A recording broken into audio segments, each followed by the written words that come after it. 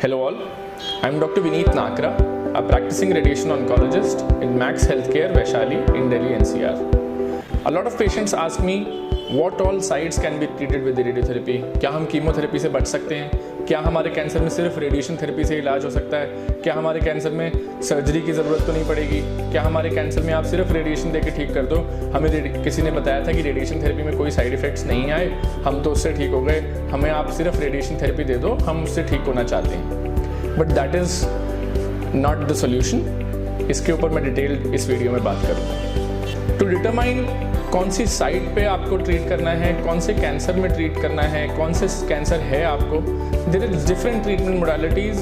Cancer is an ever evolving science and there are different treatment modalities for every type of cancer that you have, not just based on the location but also based on the pathology. कौन सी type की आपकी histopathology आई है, कौन से type की आपकी biopsy है, उस पर भी बहुत कुछ डिपेंड करता है कि उसको कैसे ट्रीट करेंगे. Nowadays molecular classification has also come up which defines कि आपके कौन सी mutations हैं आपकी जो बीमारी आई है उसमें, जिसके हिसाब से अलग और ट्रीटमेंट डिफरेंट हो जाता है. To name a few to incorporate in this video, there are many sites which can be treated with radiation therapy. जैसे कि breast cancer है.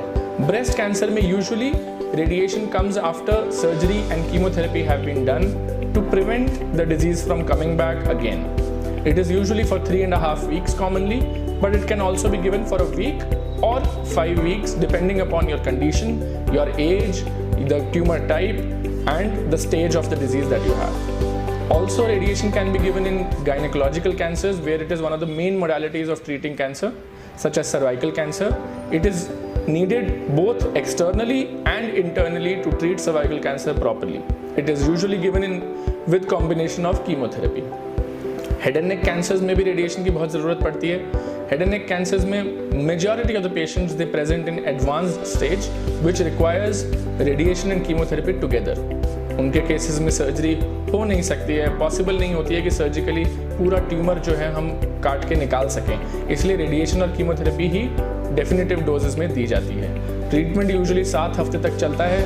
थोड़ा सा टॉक्सिक भी होता है पेशेंट्स के लिए. Irrespective of which modality you are using, you can choose more conformal techniques of radiation such as IMRT or IGRT to prevent the side effects from coming very aggressively, but there is still a lot of scope, a lot of area where we can develop and progress जिससे radiation के side effects head and neck cancer में थोड़े कम हो सकें.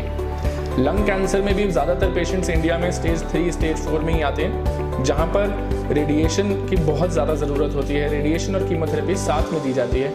Usually 6 weeks का treatment होता है. 6 weeks तक डेली रेडिएशन की सिटिंग्स होती हैं. रोज़ 5 से 10 मिनट का इलाज होता है. ज़्यादा साइड इफ़ेक्ट्स उसमें नहीं आते हैं.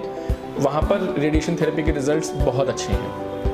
Also rectal cancer and anorectal cancers, जहाँ पर रेडिएशन को सर्जरी से पहले दिया जाता है कीमोथेरेपी के साथ, जिससे कि सर्जरी आसानी से हो सके, ट्यूमर छोटा हो जाए साइज़ में. काफ़ी सारे केसेस में ट्यूमर पूरी तरह से सर्जरी से पहले गायब भी हो जाता है, जिससे सर्जन्स को बहुत आसानी हो जाती है स्फिंक्टर प्रिजर्व करने में, जिससे आपका जो डेली बॉबल हैबिट्स हैं वो मेंटेन रहें.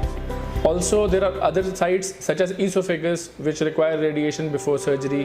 A lot of brain tumors require radiation therapy as a radical measure because chemotherapy generally cannot penetrate the blood-brain barrier.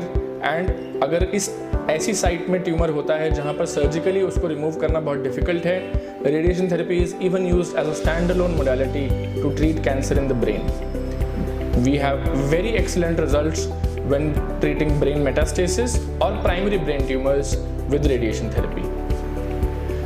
Also, आपके केस में रेडिएशन थेरेपी कहाँ पे, कौन से डिजीज़ है, किस साइट पे ट्रीटमेंट करना है, उस पे डिपेंड करता है. तो आप अपने रेडिएशन ऑन्कोलॉजिस्ट से, एक अच्छे रेडिएशन ऑन्कोलॉजिस्ट से मिलें डिसाइड करने के लिए कि कहाँ पर आपको रेडिएशन थेरेपी से मैक्सिमम बेनिफिट हो सकता है. Thank you.